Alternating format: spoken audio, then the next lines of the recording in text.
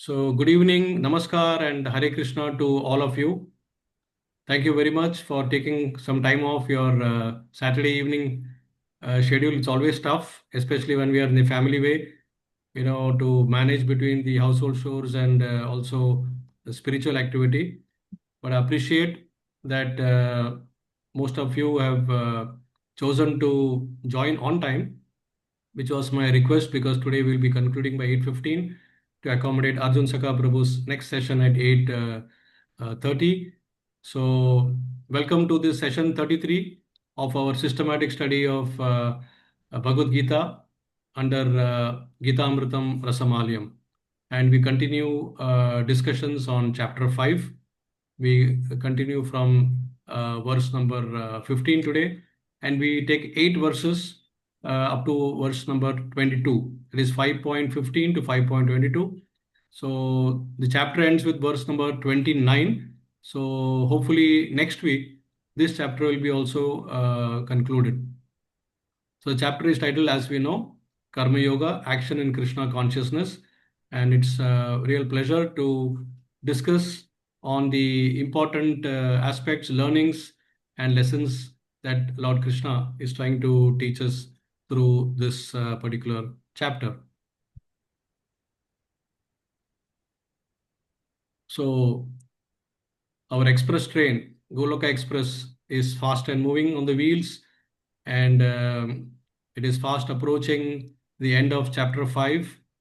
And in this session, today's session, we intend to not only express our love for Goloka Vrindavan, because Goloka Vrindavan, we discussed, and we'll continue to say this every time, is that we love it. Does anybody recollect what are the 3 reasons why we love Goloka Vrindavan? Please raise your hand. Because this should be etched in our mind. Why we should love Goloka Vrindavan. Let me see. No brownie points. Yes, Madhurika, you have raised your hand. Please go ahead. Hare Krishna Prabhu, Next. Prabhuji, Golika, Dham, Vrindavan is the transcendental happiness as we enter into the transcendental pastimes of Radha and Krishna. That's why Golika Dham is specific. Yes, that is the right answer also. But I was looking for more specifically 3 aspects of Goloka Vrindavan, which we want to make it like a slogan for our beginning of our sessions also. So I'll repeat again. We love Goloka Vrindavan because every step in Goloka Vrindavan is a dance. Every word in Goloka Vrindavan is a song. And every day in Goloka Vrindavan is a festival. Yes, Ramesha, you have raised your hand. You want to say something?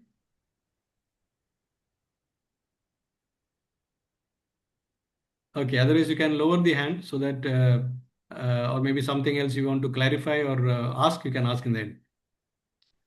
So here in today's session, we will see how Krishna beautifully explains the 3 doers.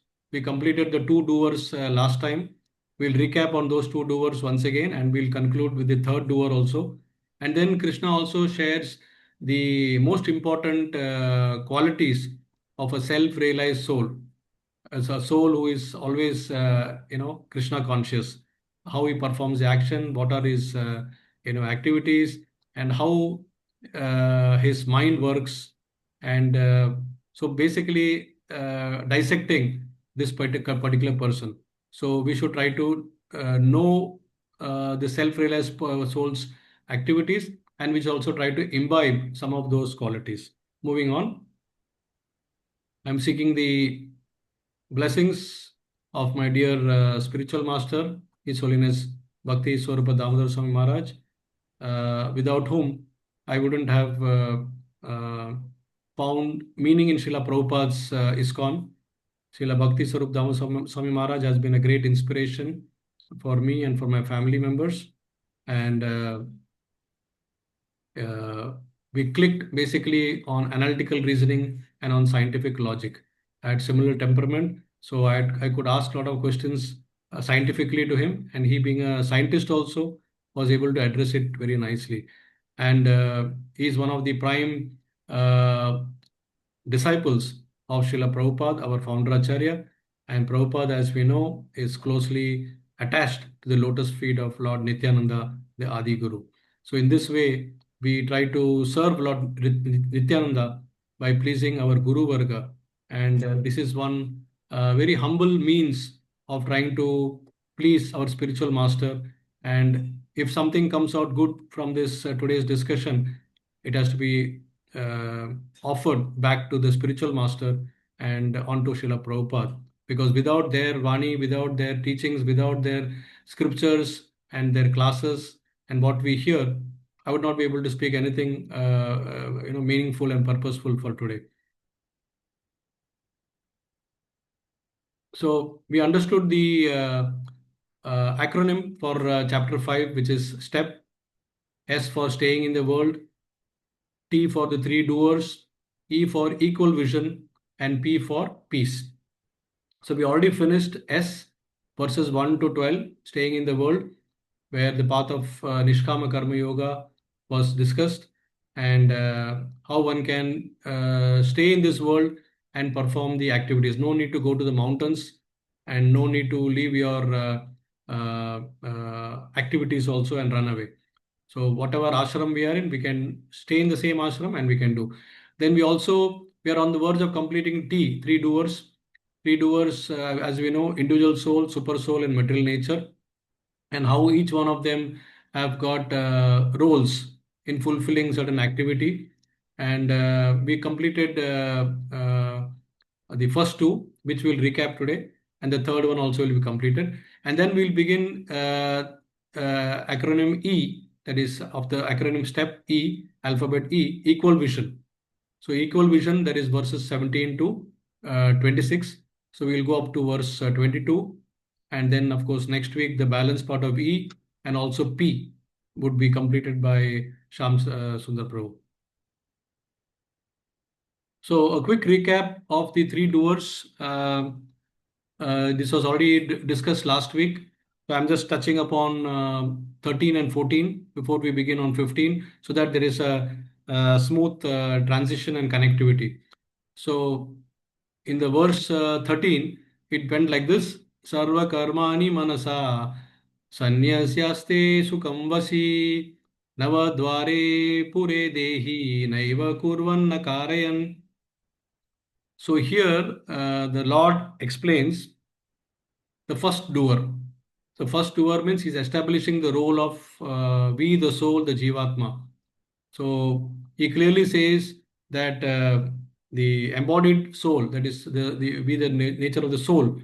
Okay, we are being we control nature, and we when we try to mentally renounce all our actions, then we can happily reside in this dehi. Dehi means body, and this dehi has got navadwari, nine gates. So which are the nine gates? We discussed that last time also. The two nostrils, the two ears, mouth, the two eyes, rectum, and genitals. So that completes. So soul at the time of death would try to escape or try to leave from one of the gates. So we understood last time that, let's see the translation first. When the embodied living being controls his nature, that is svabhava, and mentally renounces all actions, hmm, he resides happily in the city of nine gates, neither working nor causing work to be done. So this verse directly tells us the role of the Jivatma. Okay, and it clearly says that the Jivatma is living like a rented apartment in the Dehi body, and yet the ignorant soul, because he's covered with ignorance, he thinks that he's the proprietor of the body. The body doesn't belong to him. It's like we are like tenants staying in the body. The body belongs to Krishna. It is his Dehi. He has given, and we are just caretakers. So when the time comes, Yamadoots will come and they'll say, Chalo, get up, vacate the place, you have to leave this place. And that's how death comes. And the person is forced to leave. So if we have this knowledge beforehand, which thankfully we are getting the knowledge through Bhagavad-Gita, it means that we are better prepared. We are not entering into bewilderment, but we are entering into enlightenment. So from bewilderment, we are aiming to go to enlightenment by understanding each and every verse of this Bhagavad Gita. Now imagine if we spend the entire life without knowing about this enlightenment, and we continue to live in bewilderment, thinking that we are this body, the body belongs to us, and we are the proprietor of the body. What a grave loss it would be for us. It would be almost be akin to like you go to a mental hospital, and there you find so many mental patients. Each one of them would have their own story to say, and nobody would first of all agree that they are mental cases. You ask them who you are, they'll say, I'm the prime minister of the country, I'm the president of the country, I'm Mr. So and so, I'm Mr. So and so, etc. But a person who is not mental, he knows that there's something wrong with them, and they are under some sort of a bewilderment or illusion. As a result, they are talking in this particular manner. So this will be our situation if we don't get the enlightenment. So the real situation is that we are like tenants in the body, and we are like caretakers. So we need to basically understand that, and we should also understand what is our sabhava, because at the most the soul can only desire something, and then that desire is fulfilled by prakriti, as we understand in the next verse. Prakriti is a facilitator which gives you all the necessary ingredients, because prakriti is nothing but the modes of nature. So depending upon which mode of nature is prominent in us, we try to associate with that quality of the prakriti, and then automatically uh, we are forced to do certain activity. So even though we are not the doers, but the modes of nature makes you do that. So in reality, as this verse says, we are not causing the work, and neither are we working also. We are just actually silent observers, and we are seeing. So therefore it means naiva kurva na karyan. Okay. So a person who is renounced in the mind, that is sannyas yasate manasa, that person is supposed to be sukham vasi. That means he's a happy tenant in the dehi, or the body. That is what this particular verse is telling us. Then the next verse, that is verse number 14, it is mentioned that na kartrtvam na karmani lokasya shrajati prabhu na karma phala samyogam swabhavastu pravartate. So here Krishna is hammering. It is swabhavas to pravartate. It is swabhavas that is making us do. And he's addressing the self, that is Jivatma, as Prabhu. Prabhu means because we are like the master of the city of nine gates.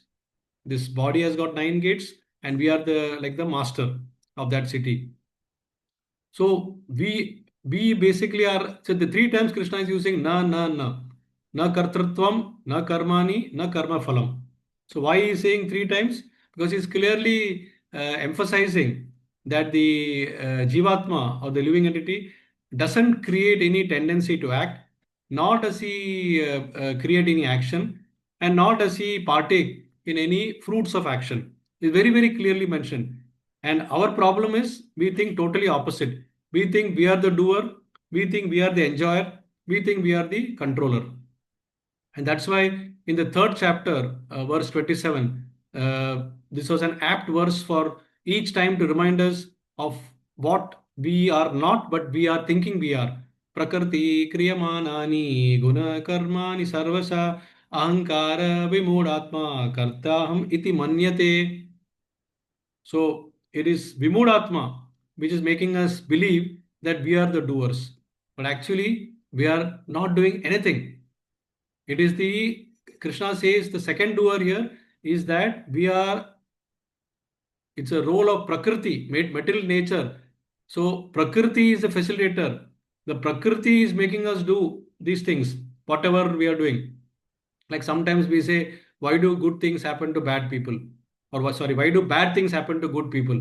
If the person is good, why should bad things happen to him? Because he has done something bad which was not in his control. He did not realize it was bad. The circumstances, he was situated in mode of ignorance, and then he took the qualities of mode of ignorance and he did something harm, either through words or through action. And as a result, he is facing the consequences. So in the present life, it looks like he's a good person, but in the past, he has done something bad. So it's very, very important to understand this, that uh, we are just desiring something. And this desire also, we are desiring based on what we see around us, and that is ignorance. Whereas if you desire liberation, then that is a right desire. We can dovetail that too. Then Krishna will facilitate properly. Then Prakriti will not act, it will be Krishna's directly sanctioning and acting. But the moment you say that I want to enjoy in this material world, the moment you start thinking that I am here to enjoy, and I've got this body to enjoy. The moment that thought process comes, then automatically Maya, or the illusory energy or the external energy of the Lord, takes over. And then they start tossing you up and down like the waves of ocean. You know, the waves of ocean, the people, you must have seen in some movies, the people who are doing surfing, they enjoy, especially in Australia. If you go, it's a number one sport, sea sport. They do surfing because they want to experience the trough and the crest of the waves, and they go up, then they're thrown down, then they again go up. But suppose if somebody is drowning, and if he is going through that waves of motion of the ocean, then he will just scream, "Please help me! Please help me! Please help me!" So our position is like that, and we don't realize it. We are being tossed, up and down by the waves of this material ocean, material miseries. Hmm? And then we should raise our hand and we call out for help, because ultimately, only through raising our voice, even a child can, when it cries, only gets milk. Otherwise, even the child will not get. How will the mother know the child needs milk? The child cries for its hunger. So here, Prakriti, so one may argue, like, okay, Prakriti, is responsible and I am not responsible, and Prakriti is under the control of Krishna. Daivi Hesha Gunamai Mama Maya Duratya Mamaiva Prapadyante Mayayatam Tarantite. So if Prakriti itself is under the control of Krishna, that means Krishna is responsible for the activity, not even Prakriti, not even me. So when that is the case, then why should I not blame Krishna? This thought can come. Is it not logical? So Krishna will now clarify that in the next verse. What is his role? So these two roles are defined. That is, Jivatma desires, Prakriti facilitates. Okay. Now we go to the next verse. That is verse number 15 that we start today. So verse number 15 is नादते कस्यचित् पापं न चैव सुकृतं विभुः. Underline Vibhu. So here the role of the Lord as sanctioner is clearly mentioned. And the Lord is addressed as Vibhuhu. Vibhu means somebody who is infinite. We are Anu. We are finite, small. Chutku.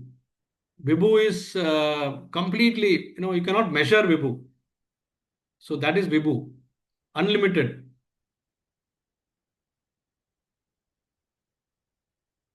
अज्ञानेनावृतं ज्ञानं तेन मुह्यन्ति जन्तवः. So here, so Krishna is answering very clearly what is his role and what is the actual truth. So as I was saying in the previous verse, a lot of negative thoughts might come around us, that it is Krishna who is to be blamed, because he is ultimately responsible for everything. He is controlling the material nature, and if I say the modes of material nature are doing the things, then Krishna is the responsible thing. So here Krishna says, what does he say? Nadate kasyachit papam. That means he says that Nadate. Nadate means, see, adate is accepting, nadate is does not accept. So Krishna says, I do not accept. I'm not responsible, rather. I'm not responsible for anybody's sinful activity. Na chaiva sukrutam. I'm also not responsible for anybody's pious acts. So neither am I responsible for somebody's sinful activity, papam, nor am I responsible for somebody's pious activities. Then the question is, who is responsible? Krishna. So Krishna says, Ajnanene avritam jnanam. That means it is our agyan, that is ignorance, anarthas, kama, krodha, lobha, moha, mad, matsarya. These six anarthas are tightly sitting upon our knowledge. Knowledge is there because Satchit Ananda means our soul is got the knowledge. But because we are Anu, we are overpowered by this ignorance. We are overpowered, completely overpowered by this ignorance. And as a result, when we are overpowered, then we are behaving as an ignorant person. We have forgotten our real identity. We think that we are this body, and we think that I am doing the things. We think that we are the proprietor, and as a result, we are completely bewildered. So, Agnena Avratam Jnanam, it's completely covered, and we are put into illusion. Tena Muyanti Jantava, completely under illusion. So, the ignorance is completely responsible for our bewilderment. As you can see in the translation, nor does the Supreme Lord assume anyone sinful or pious activities. He is completely detached from our activities. So he is not to be held responsible at all.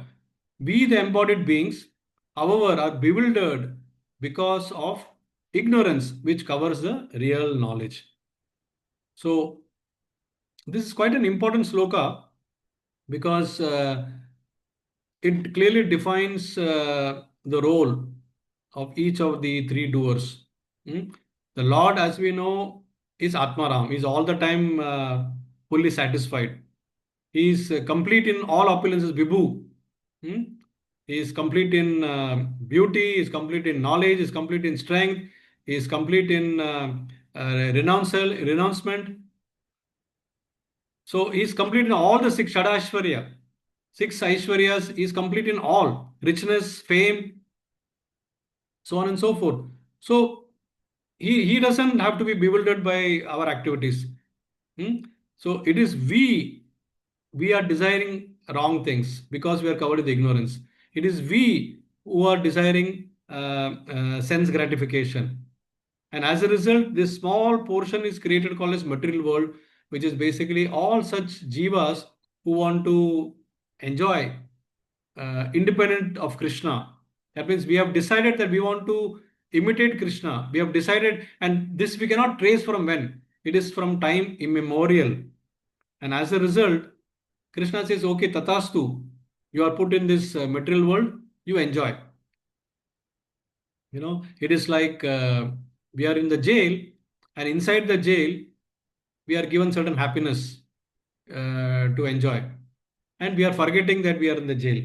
That is, the person who is outside the jail, he feels sympathetic, he feels compassionate for us, and he is doing everything possible to get us out of the jail. And that is spiritual master. Whereas we are ignorant, and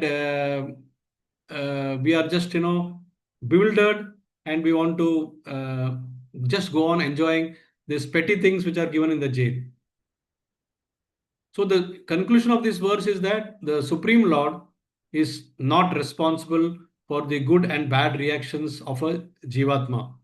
It is our filthy desire which is basically responsible for the action. An analogy will be a judge sometimes gives a very harsh punishment. Hmm? And somebody might argue, oh, what a harsh punishment he has given. That is too much. But the person who is thinking that way doesn't know the merits of the case. So the judge gives the punishment based on the merits of the case. So in this way, Krishna is present as Paramatma within our hearts, and he has got two roles to play. One is Anumanta, Other one is Upadrishta. Anumanta is basically as a sanctioner. Whatever you desire, he will filter it based on your whether you deserve or you what it is, because sometimes you should also deserve.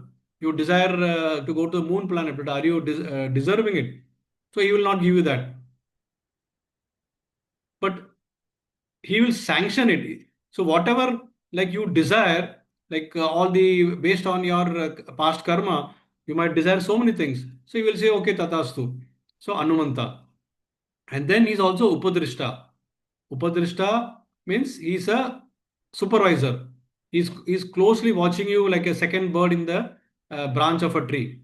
One is an eating bird, other one is a watching bird.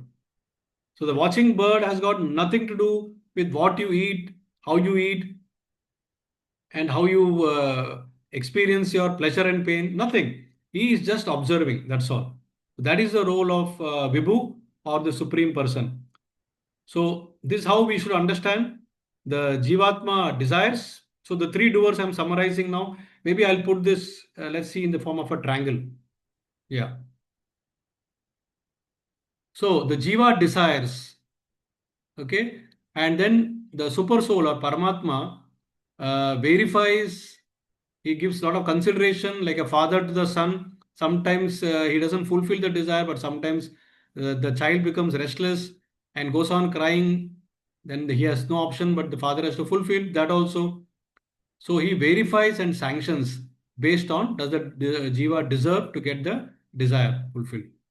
And then once he sanctions it, he gives an order to Prakriti, that is his external energy, Maya, that you go ahead and you fulfill the obligations of this particular jiva.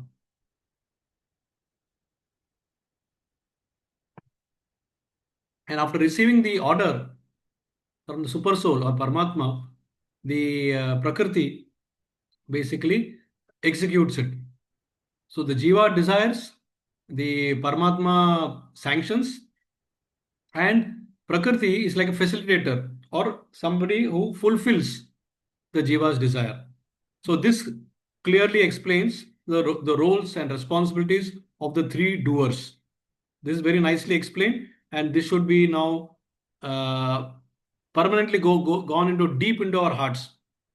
Don't blame the Lord because our actions are not to be passed on to the Lord. Okay, if the child makes a mistake, the father is not to be blamed. The child was taught what is good, what is bad, but still the child voluntarily chose either out of ignorance or the child out of disobedience did that. So one of the two. So then we go to verse number 16. So as we said in the previous verse, we should stop blaming God, but instead, if a person is intelligent and wants to understand what is the reason that he is not getting liberated, how to get liberated, he should start rather focusing inwards because he knows that Paramatma is sitting inside. So let me focus inwards. So that is what he can start to do. So this verse goes, Jnanena tu tad ajnanam yesham nashitam atmana tesham aditya vajnanam prakashyati tatparam. So here after the conclusion of the three doers. So this is a significant verse because you can see that till now the jnana was Atma jnana. You are not this body or spirit, soul, all those things. Now Krishna has gradually shifted from Atma jnana to Paramatma jnana.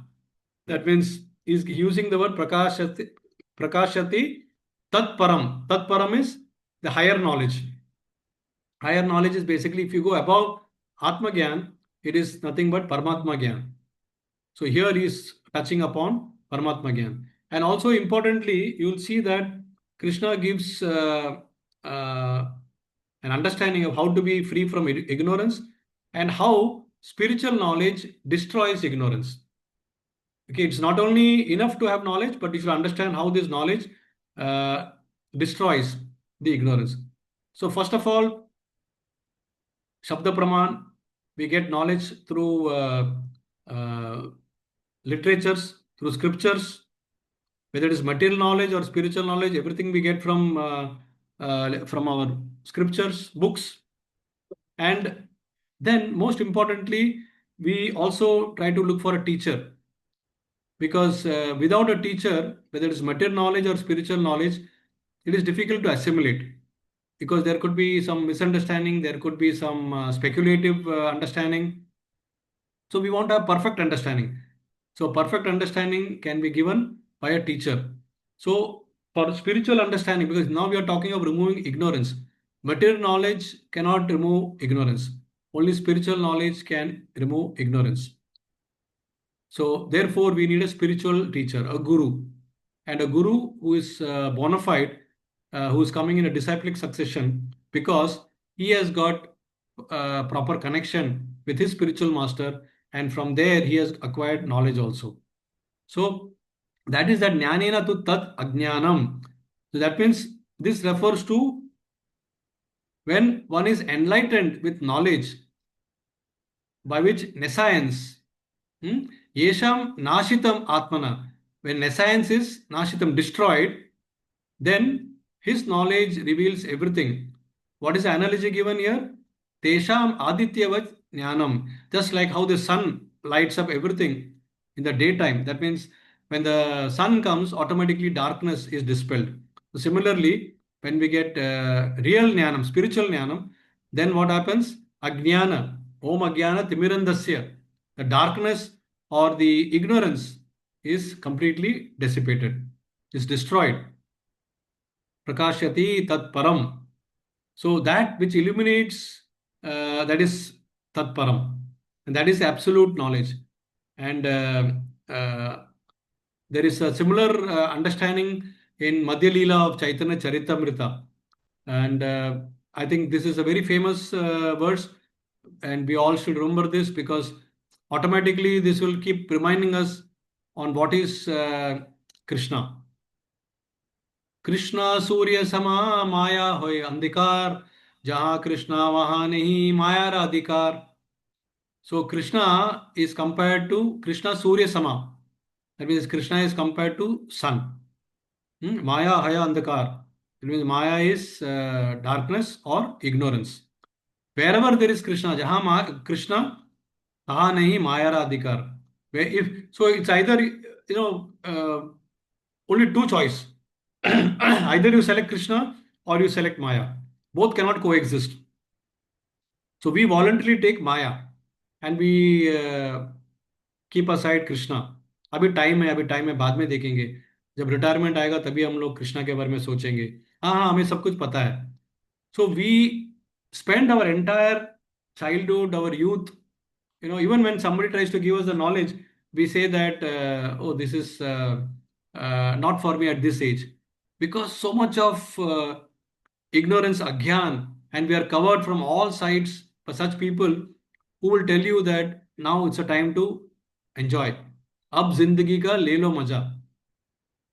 And that maja is basically nothing but material sense gratification. Everything is sensual. Prabhupada says all this has only one central theme: sensual enjoyment. And the biggest sensual enjoyment in material world is sexual enjoyment. So all that revolves only on one thing, and because of that one reason, we are completely getting detached from our real goal of life. We are born as human beings. Come on. Our real purpose is to ask this question, Atata Brahma Jigyasa. Who am I?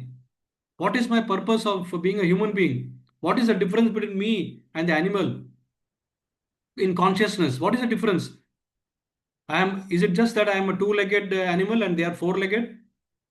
If we start behaving like them, then we are two-legged animal. So very important to get this knowledge, because only through knowledge ignorance can be destroyed. It takes a candle to light a series of candles, but that candle also has to have an origin. How will you light it otherwise? So that candle, original candle, is our scriptural knowledge, which is coming from Krishna. So scriptural knowledge is like a original torch, which is required for our spiritual wisdom. Otherwise, we cannot light the remaining candles. And if you remember in the fourth chapter, there was a similar verse which mentioned that Sarvam Jnana Plave Naiva. Plave means boat. So what it means is the entire Sarva Jnana is nothing but it's a boat of knowledge. Complete. It can be confined in a boat of knowledge.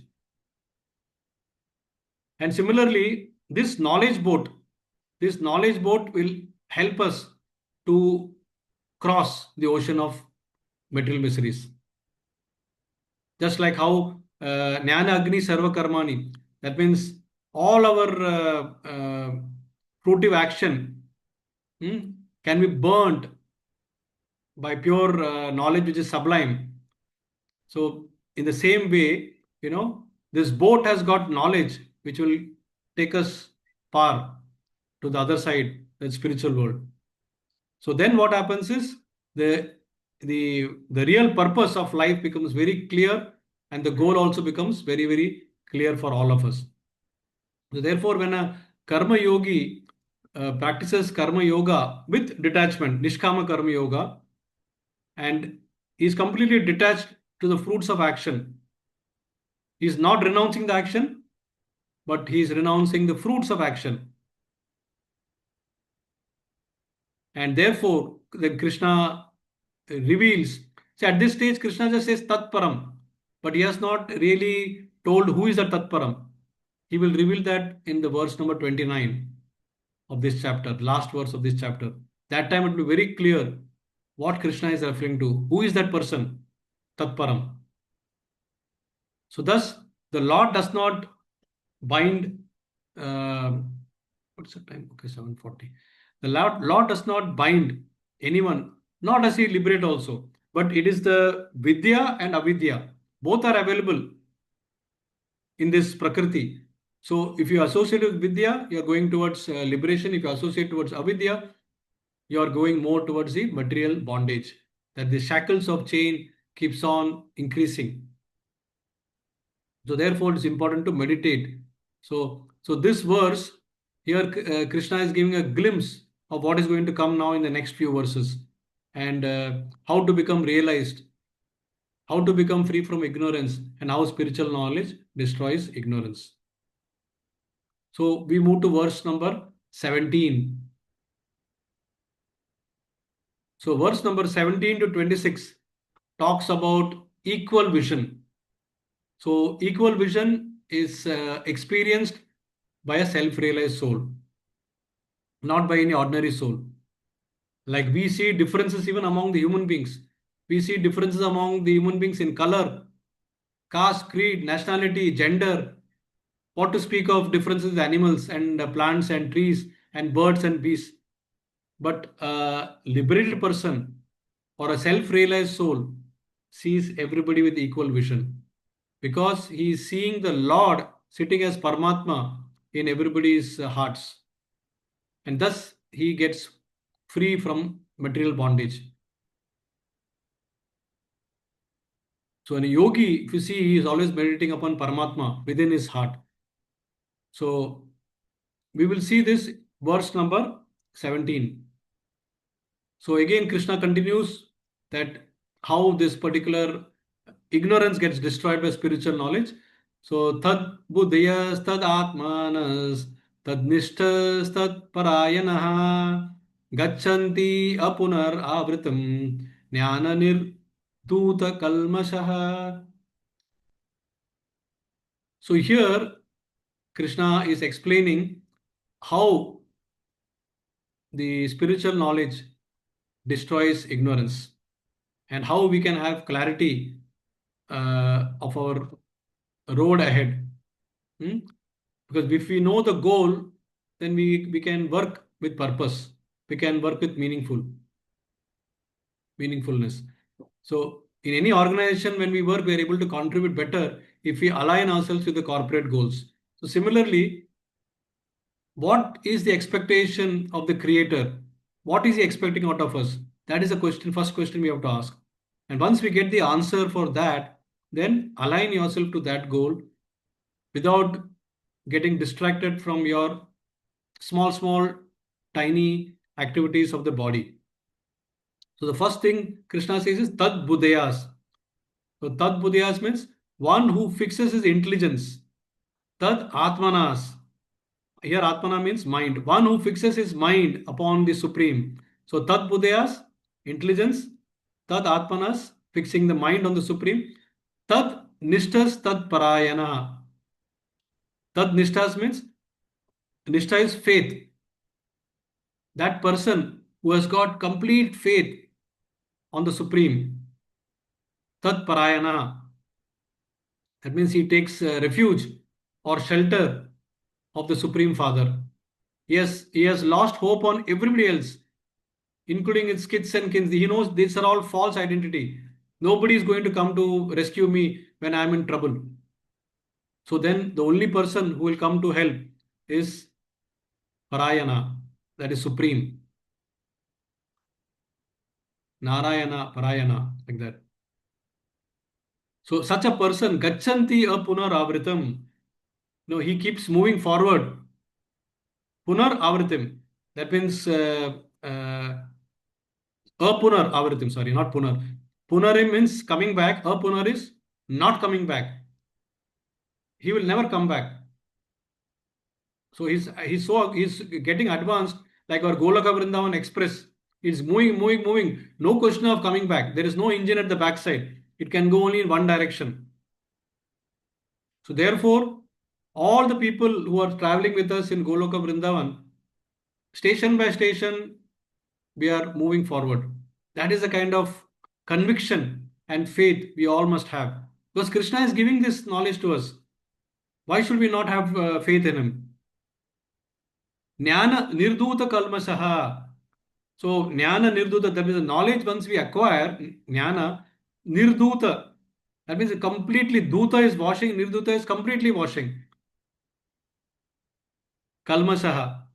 That means all our anarthas, kama, krodha, lobha, moha, mad, matsarya, all our ignorance, it completely gets washed away, nirduta. So Krishna is very clearly giving us the direction here. I mean, virtually hand holding. You can see here, focus on Supreme leads to liberation. When one's intelligence, mind, faith, and refuge. 4 things, he says. Give your intelligence to me, give your mind to me, have faith in me, take refuge of me. When we have all this, then such a person directly enters into a special boat, Goloka Express train, and directly heads towards the path of liberation. So these 4 things, fixed intelligence, fixed mind, fixed faith, and refuge of lotus feet, when one focuses these 4 faculties on the Supreme, then the vision of seeing the world completely changes. Completely changes. Right now, we are completely in ignorance. At least I'm talking for myself.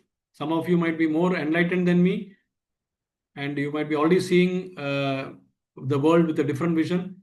But I am still moving step by step. But I am confident that with the guidance, Vapu Vani of my Guru and Srila Prabhupada's teachings, I will not be lost anywhere.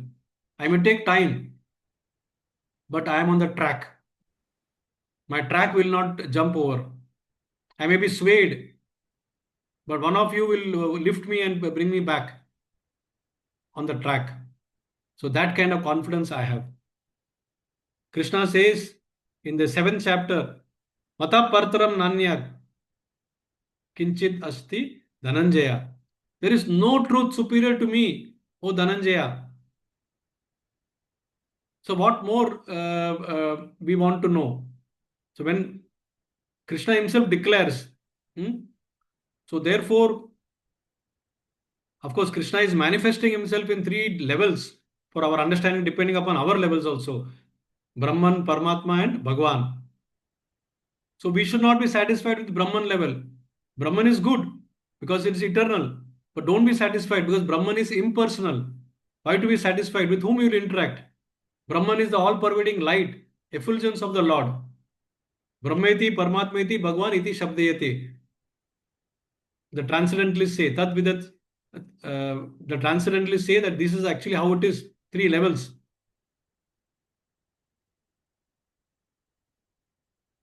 And then the yogis, they meditate, they understand that, oh, this effulgence is coming from the Lord Himself. So let me meditate upon the Lord inside my heart, that is Paramatma.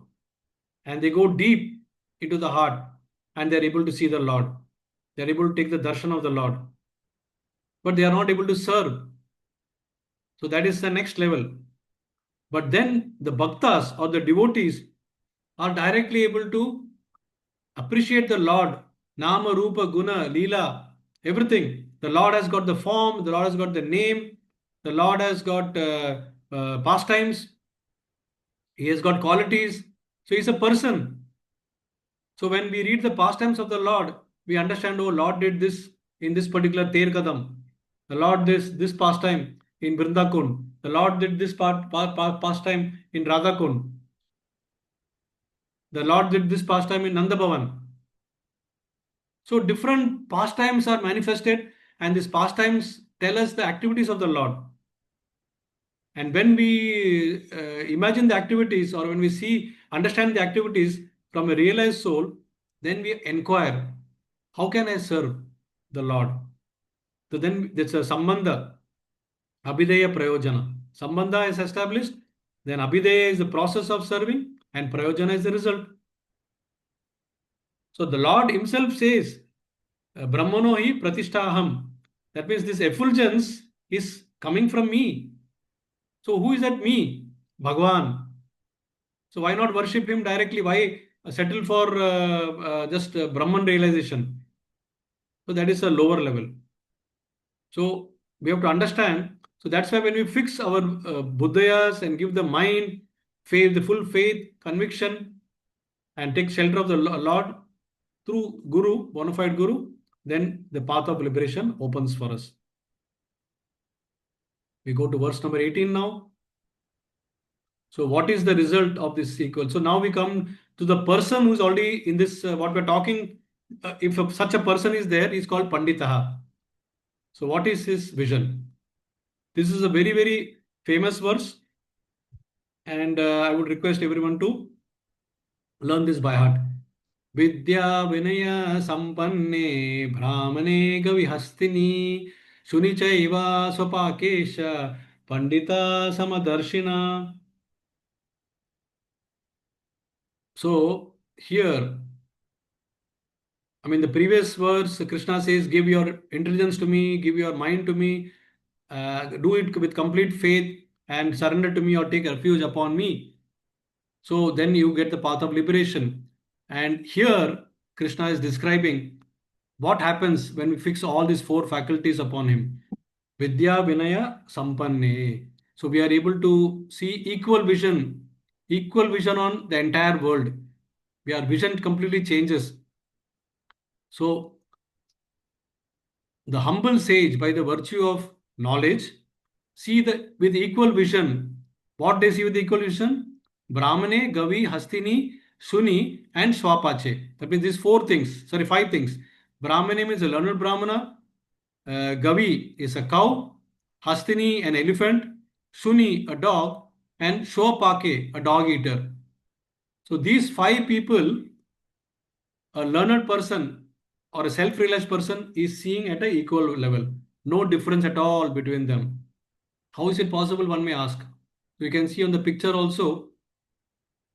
You are able to see the picture on the left-hand side. Okay. So now when he is seeing this Brahmana, he is seeing the Paramatma inside his heart. When he is seeing this cow, Gavi, he is seeing the Paramatma inside his heart. When he is seeing the elephant, Hastini, he is seeing Paramatma inside. When he is seeing this dog, Shuni, he is seeing the Paramatma inside. And when he is seeing Swapake, that is a dog eater or outcast person, he is seeing Paramatma inside. So he is not seeing the external features at all. Whereas what we do, the first thing when we see a person is we see his features, external features. So we distinguish a person by his looks. even before he opens his mouth. Then once he opens his mouth, we go to the next level of discrimination. And then we try to find out his qualification, third level of discrimination. Then we try to find out his status, fourth level of discrimination. Then we find out his family background, fifth level of discrimination. And then accordingly we decide whether to associate with him or not. This is ridiculous. This is purely a vision of a mundane, materialistic person. Whereas here, Krishna says that such a person, he will see the cow is in a mode of goodness, the Brahmana is in the mode of goodness, the Hastini elephant is in the mode of passion, and Shuni or the dog is in the mode of ignorance. So also the dog eater, who is an outcast, is also in mode of ignorance. But because he is knowledgeable, because he is learned, he is seeing them all on the same platform. This is not theory. This is actually practical. This is how a self-realized person or an elevated soul looks at everybody. That's why the compassion comes for him. That's why the love comes. This does not mean that I can go and embrace a tiger. I may embrace a cow because I know cow's nature. It is mode of goodness and it's like a mother. But if I use the same yardstick to embrace a cow, I'm sorry, a tiger, then Haribol. The tiger will show its mode of ignorance. So I should know that also. So it is not about reciprocation. It is about vision. It's about vision. Unless we are Chaitanya Mahaprabhu or his bona fide representative, when they went into the forest of Jharkhand, even all the tiger and deer sworn enemies. When for the tiger, the deer is the prey. They were hand in shoulders and dancing to Mahaprabhu's Harinam Sankirtan. So that is a different level. So Krishna says in Bhagavad-Gita 15:15, very easy to remember, 15:15. Sarvasya chaham hridhi sanni vishto. I am seated in everyone's heart. So Krishna is saying that I am seated in everyone's heart. But are we able to see him? No.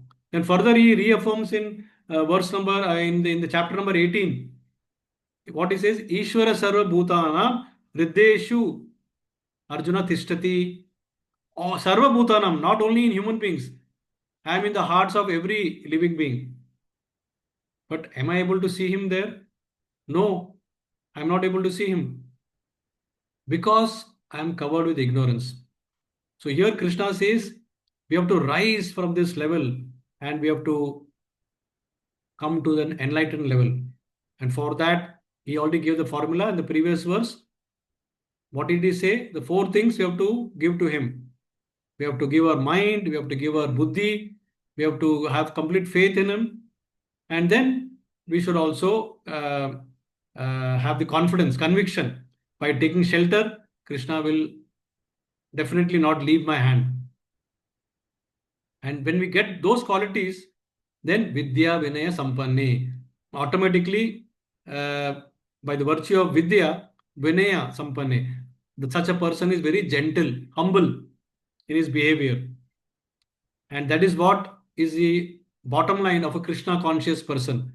A Krishna conscious person, a Madhyamadhikari, Uttamadhikari, even Kanishthadhikari are basically by nature very humble and gentle.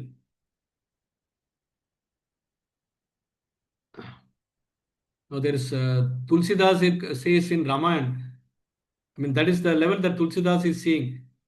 He says that one should see everybody, both friends and enemies, on equal platform. Because when enemies leave, they give sorrow, and when friends leave, they also give sorrow. It's a matter of different perspective, just that's all. So that is the essence of this particular verse, that when we get realized, we are seeing everything. So the first quality of the realized person, he sees the entire world with the equal vision. Then we come to quality number 2 in verse number 19. Nirdosham. Such a person is nirdosh, flawless. इहेवा तैर्जित सर्गो येषां साम्ये स्थितं मनः निर्दोषमी समं ब्रह्म तस्मात् ब्रह्मणि ते स्थितः.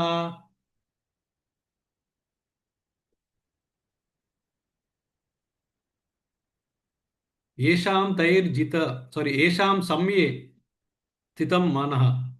That means those whose manah, mind, is samya, samya sthita.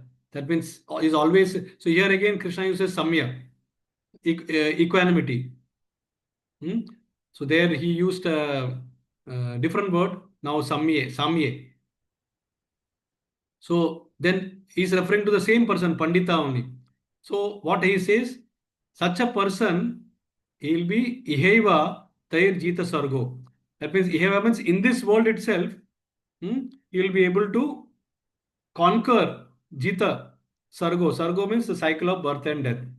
So those whose minds are established in the same equanimity, sameness, have already conquered the conditions of birth and death.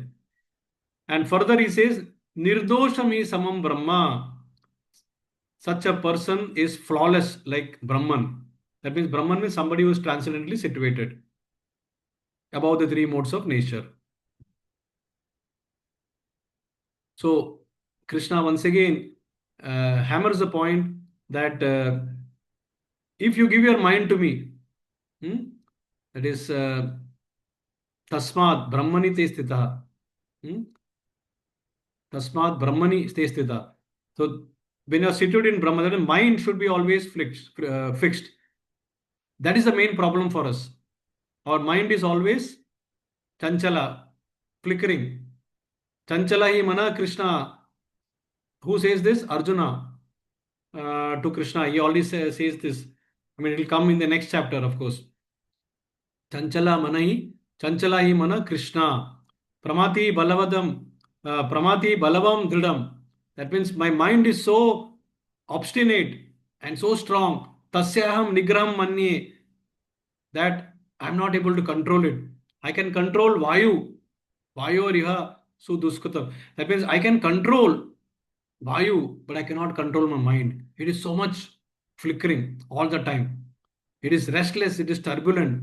How do I control it? So obstinate and strong, I can't control it. So this is the nature of mind. So, but Prabhupada explains in the purport of this verse that because the Lord is flawless. Om Purnamada Purnamidam Purnat Purnat Udachyate. So because the Lord is flawless, and he is flawless because he doesn't show raga and dvesha. This we learned in one of the previous verses, I think in chapter 3. Raga and dvesha are the two worst qualities to have. Raga means attraction for material objects, and dvesha is anger towards either object or person.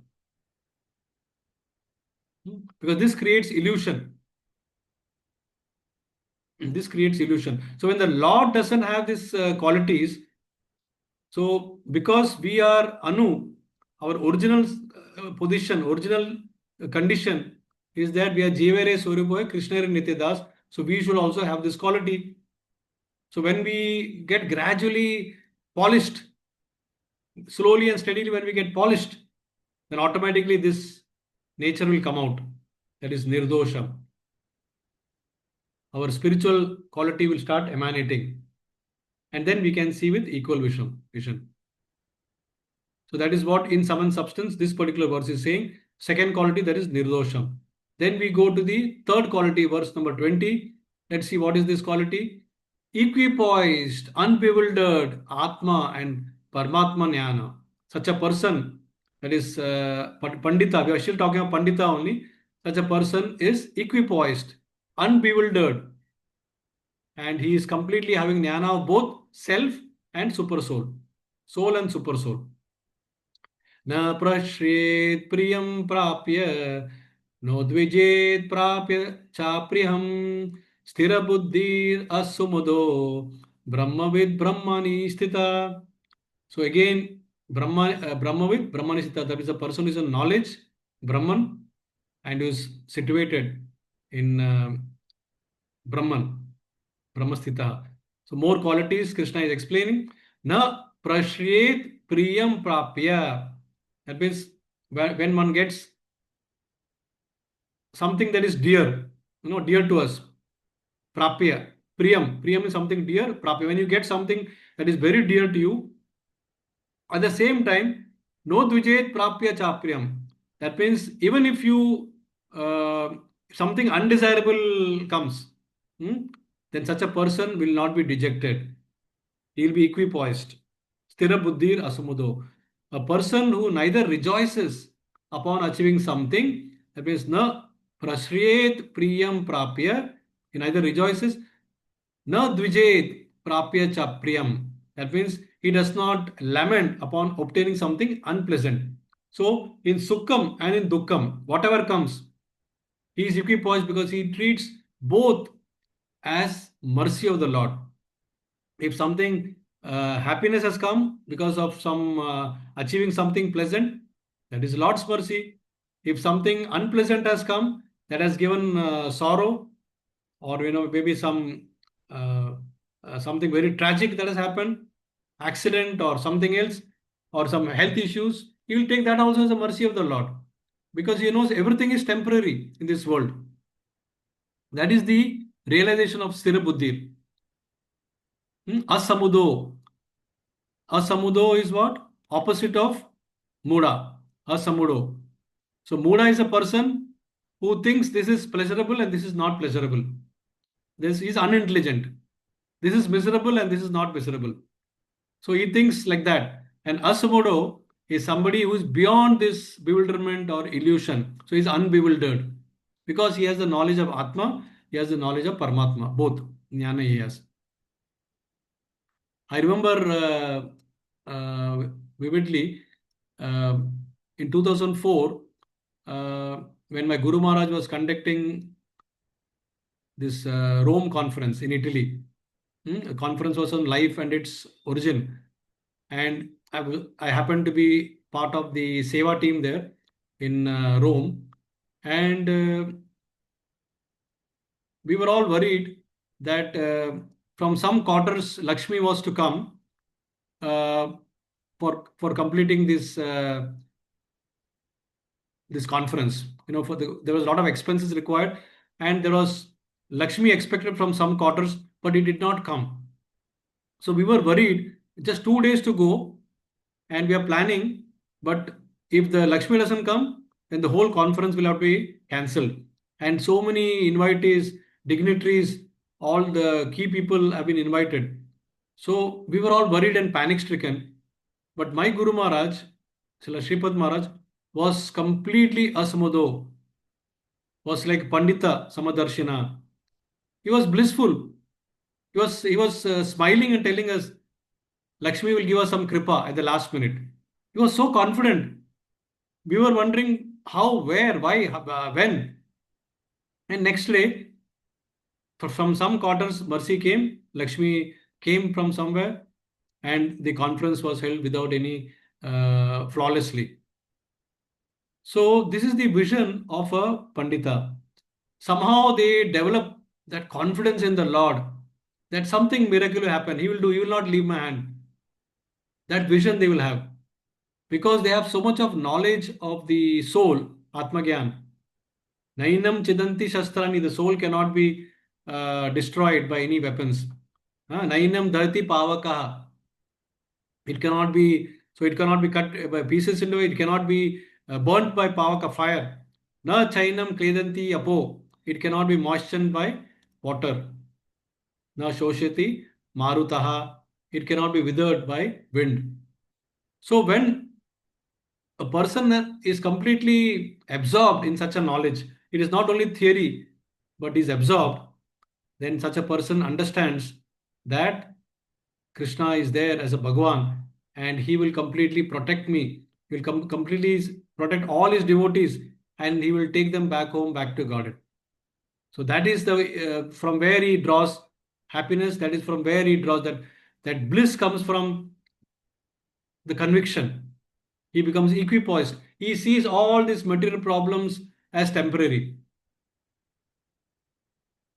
So that is the behavior of quality of the self-realized person. Then we go to the second last verse, that is verse number 21, 5.21. What is the time now? Okay, this we have another 10-15 minutes to wind up. Okay. बाह्य स्पर्शेषु असक्तात्मा विन्दति आत्मनि यत् सुखं स ब्रह्म योगयुक्तात्मा सुखम अक्षयम अश्नुते. So here we come to quality number 4. So here Krishna says such a person, that is Pandita, he draws pleasure from inside, he draws happiness from inside, and he enjoys inner pleasure because the outside pleasure, outside happiness is tuchha for him. It is very, very insignificant for him. So bhaya sparshesu asaktatma. Bhaya means external. So such stimulus, external stimulus, which could be pleasurable for some of us, but this person is asaktatma, which means this person is completely detached. Hmm? Asakta is complete. Asakta is attachment. Asakta is detachment. So he's an asatakma.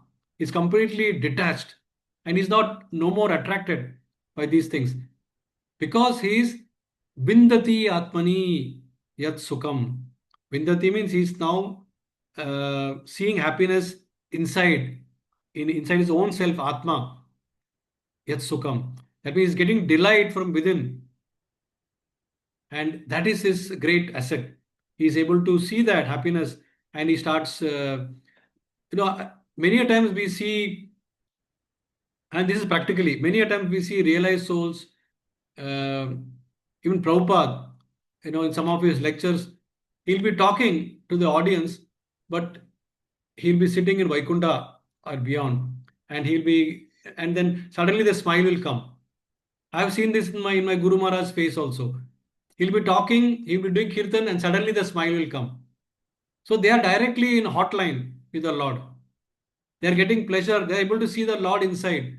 They are able to see the Lord's uh, energy sitting everywhere. So they are able to relish this kind of happiness which is imperishable, permanent. Sa Brahma Yoga Yuktatma. So they start seeing happiness everywhere. Let's see the translation. Such a liberated person is not attracted to material sense pleasure, but is always in trance, enjoying the pleasure within. In this way, the self realized person enjoys unlimited happiness, for he concentrates on the Supreme all the time. So, this is his another quality. He draws inspiration from the Lord within, his direct connection. One of the best example that comes to the mind is Namacharya Haridas Thakur. Haridas Thakur relished chanting the holy name so much that he was chanting 192 rounds. Here we are talking of 16 rounds. 16 rounds, okay, we do like this. And there, Haridas Thakur was chanting 192 rounds. 192 rounds, dear devotees, takes approximately 22 hours.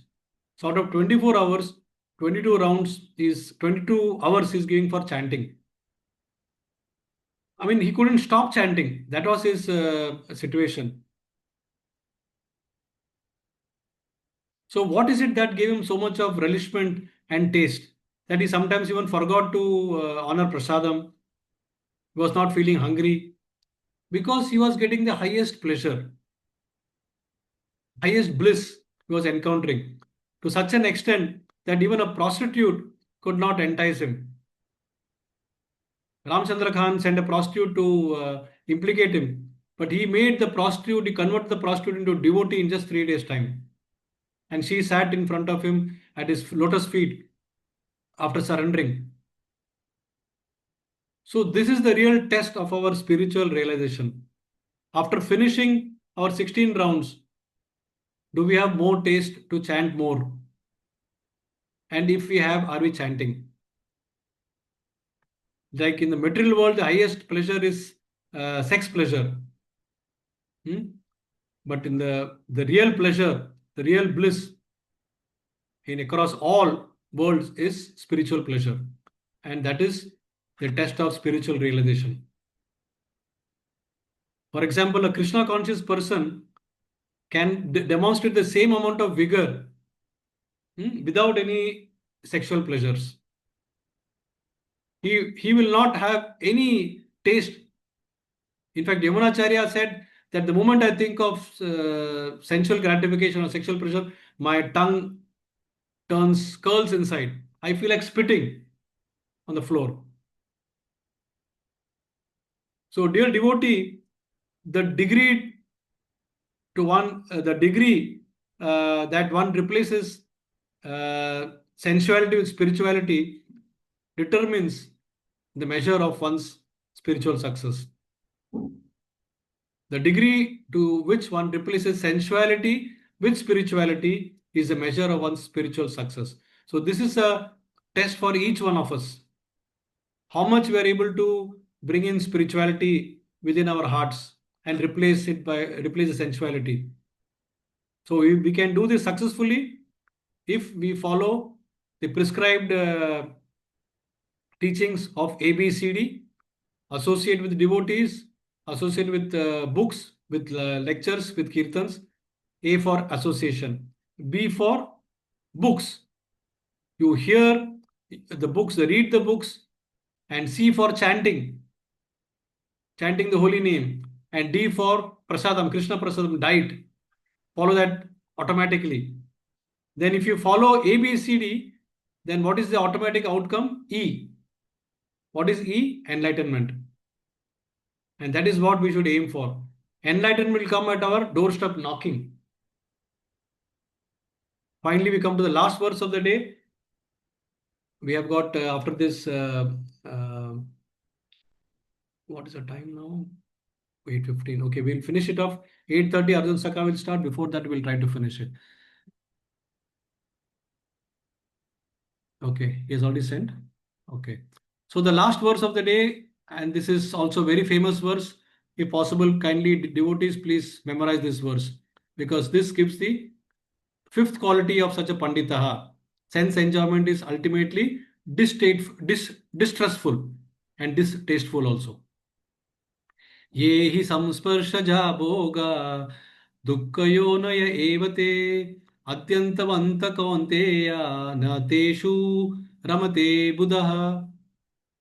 Na teshu ramate Buddha. That Buddha means intelligent person. Such a person will not enjoy. Na teshu ramate. He will not be attracted, he will not enjoy. What in what?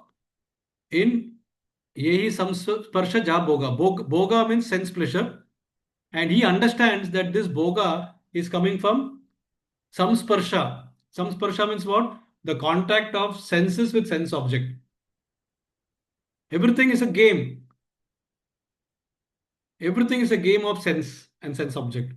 An intelligent person does not take part in the source of misery, which are due to the contact of material senses with material senses. O son of Kunti, such a pleasure has got beginning and end, and the wise person does not delight in them. So this is a game of sense objects, sense and sense object.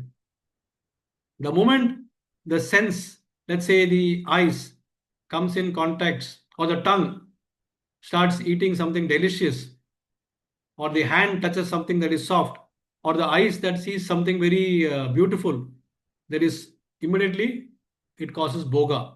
Boga means sense gratification, sensual pleasure. Krishna says this pleasure, boga, is dukkha yonaya evate. It is not sukha. It is dukkha in the garb of sukha. Oh, what is happening? It is dukkha in the garb of sukha. So, sukha, this is a complete misery. It is hiding inside. Oops, this went away. Let me see what is happening.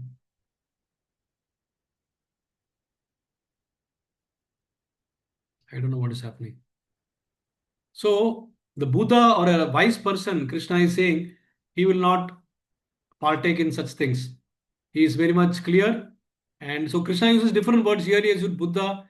Earlier, he used the word asamuda. So there are different. So na teshu ramate. So it's just like an analogy. You can think in the womb of a mother, uh, embryo is growing, but you cannot see. You cannot see. So similarly, and we only see the happiness that child is going to be born. But similarly, this kind of dukkha is also hiding somewhere in our sukha. This will be more clearer when we see this sandwich piece. It's much more easy to understand. So sense pleasure, dear devotee, is like a sandwich.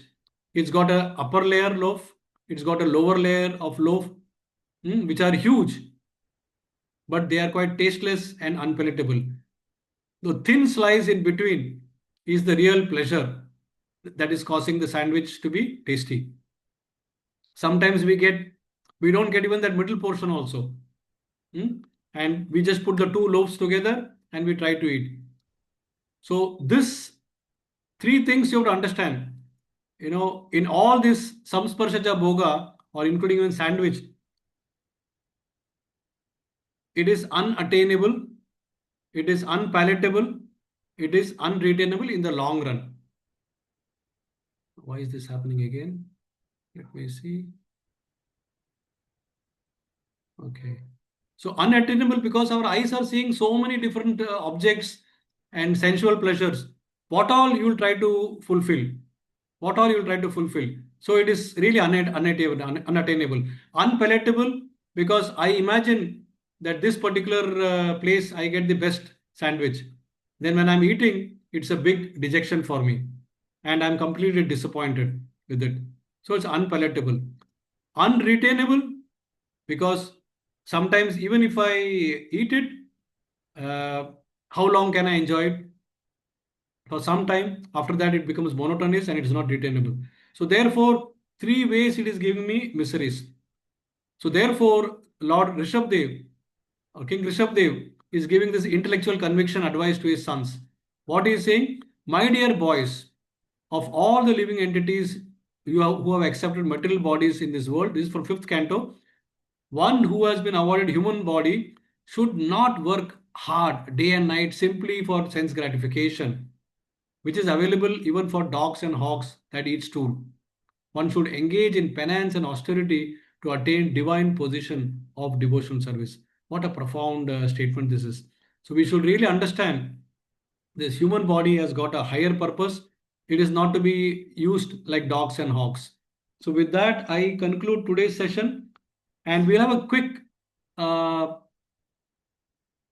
the next 5 minutes, we will try to finish the five quiz questions. Let me see how fast your hands are going up so that I don't want to interrupt Arjun Saka's session, which is starting in 10 minutes. So, are we ready for the sessions? Can somebody say with a voice of that you're ready? All of you are ready for the quiz time? Please unmute and reply. Yes, yes, sir. Okay, good, good. Okay, the first question comes on your screen. There it goes. The three doers of the world are. Now, let me first put this to 1 second. Oops, what did I do? View, gallery. Hmm.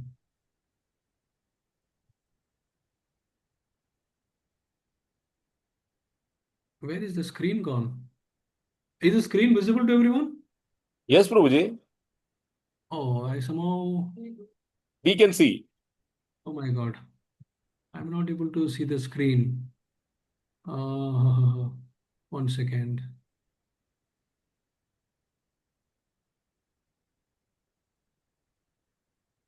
Hmm.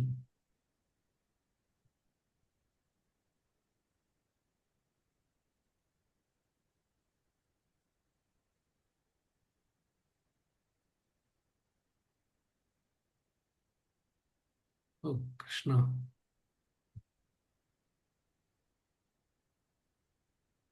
Hmm. Okay, I'll share again. I don't know, I'm not able to see the screen.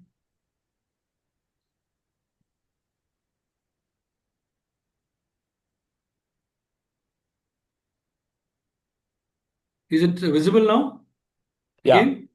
Okay. Yes. So the three doers of this world are, Prabhu, keep a watch on the hand raise because I'm not able to see anybody else now. So you Yes. can, Yes. okay.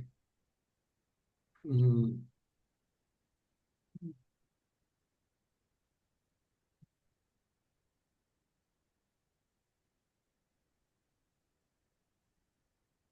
Okay. Why is it not coming? Yeah. Jivatma, the sanctioner, Prakriti, the initiator, Paramatma, the facilitator, none of the above, all of the above. Yes, who raised first? Ramesh. Yes, Ramesh ji, please go ahead. Hare Krishna, is all of the above. Jiva desires Prakriti, I mean, Paramatma sanctions, Prakriti accepts. Are you sure? Yes, Prabhuji. Okay, let me see the answer. So you said all of the above, no? E. Yes, Prabhuji. Okay, I'm sorry, Ramesh. The correct answer is none of the above. Because if you see, all are actually wrong. Jiva is not the sanctioner, it is Paramatma who is the sanctioner. Jiva is basically desirer or initiator. Prakriti is not the initiator, Prakriti is the facilitator. And Paramatma is not the facilitator, Paramatma is the sanctioner. So I Very just nice play of jumbled. words. Yeah, I just jumbled it to confuse, but all the three were there. So that's why. When we raise the hand, think carefully, and then maybe you can see. Anyway, important thing is we participated. Okay, next question. The analogy used to explain the sloka, Nanena tu tad ajnanam yesham nashitam atmana was knowledge dispels nescience just as sun's presence dispels darkness. Knowledge dispels nescience just as Krishna's presence dispels Maya. Krishna is compared to the sun, light, and Maya to ignorance, darkness. All of the above, none of the above. Yes, Saptadeep race first. yes, Saptadeep. Go ahead.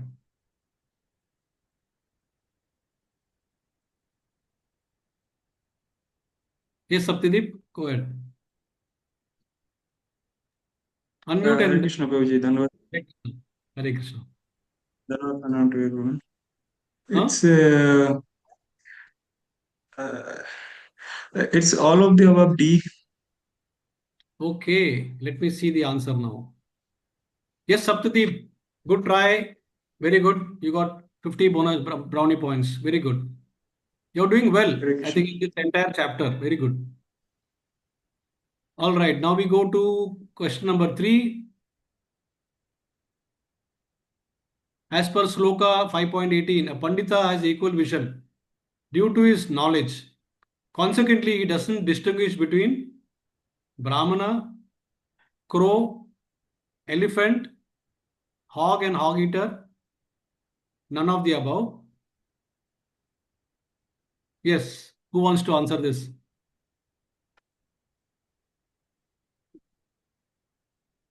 Saptadeep has Saptadeep raised. again. Only Saptadeep, I think, no? Yeah.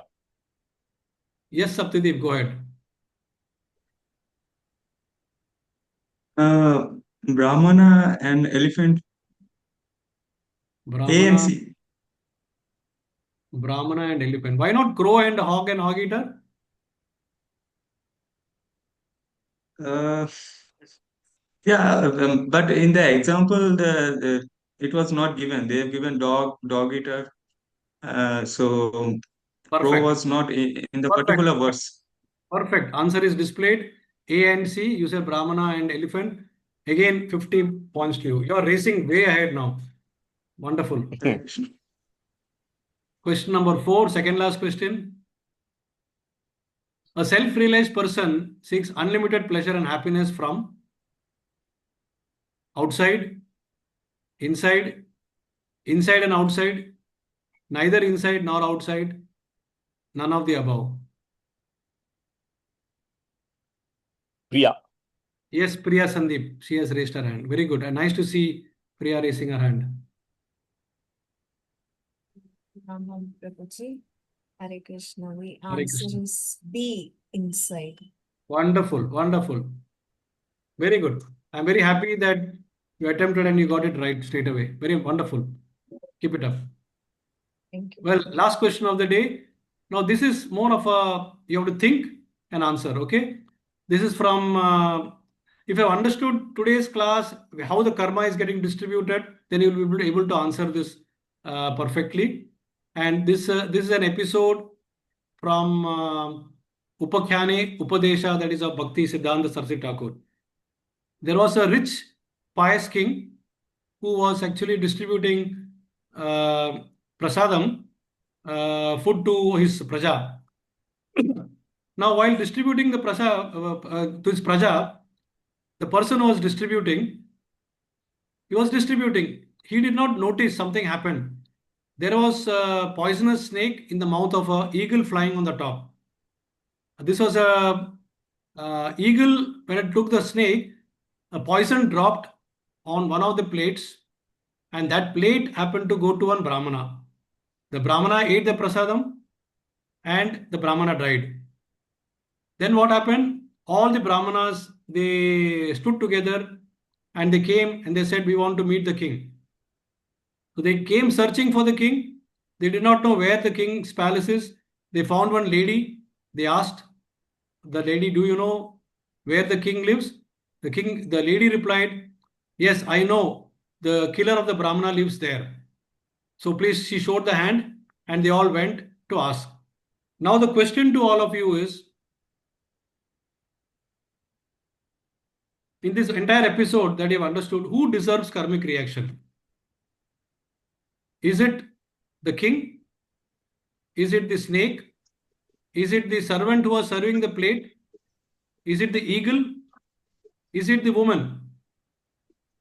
Who has to get the karma? What do you think, Yamaraj? It's a big challenge for Yamaraj also. So what Ramesh did has raised his hand. yes, Ramesh, go ahead. Hare Krishna again. It's a woman because she does not know the facts, but she takes the decision without analyzing. Yes, you get marks for that because here the main thing is the woman made a statement. The statement that she said was the murderer, she said the palace of the murderer of Brahmanas is there. Now she had no business to say that. So Yamaraj immediately said, okay, king was, it was not his fault because king did not know that there's a poison there.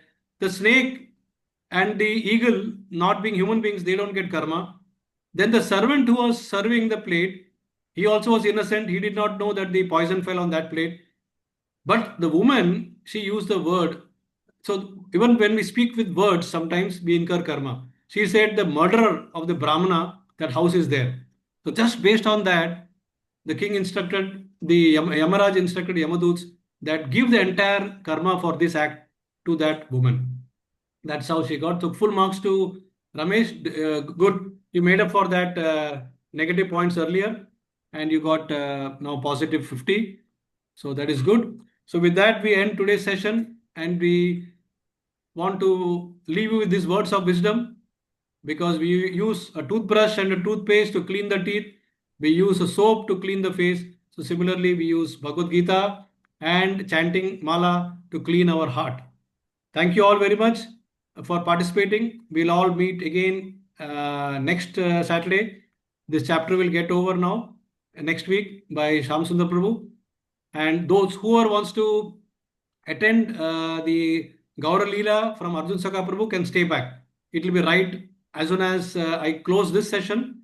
Arjun Saka session will be there. So you can stay back. Thank you all very much. Have a nice weekend. Hare Krishna. Hare Krishna. Okay, Arjun Saka has already joined, so I'm just stopping the video recording and